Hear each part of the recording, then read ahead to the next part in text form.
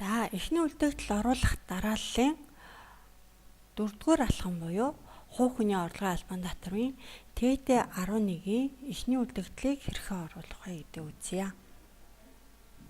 ТТ11 маягт дээр 1-р улирлаас бусад улирлын үлдэгдэл оруулж байгаа үед өмнөх улирлын үлдэгдэл оруулах баган дээр тухайн тайланд хугацааныхаа өмнөх улирлын үлдэгдлийг оруулж өгөх ёстой байдаг. За ТТ11 маягтан дээр value алдаа заагдсан байна. За value алдаа заагдсан бол тухайн алдаа заагдсан харалдаа мөрний нүдийг сонгож жагаад delete товч дараад өгөхөд алдаа засагдана. Манай жишээ 3-р улирлын эхний үлдэгдэл оруулж өгч байгаа жишээ байгаа.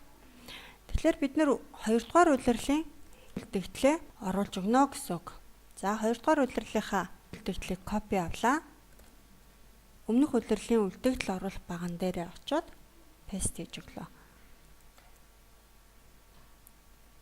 За дараагийн мөрнүүдээс авъя.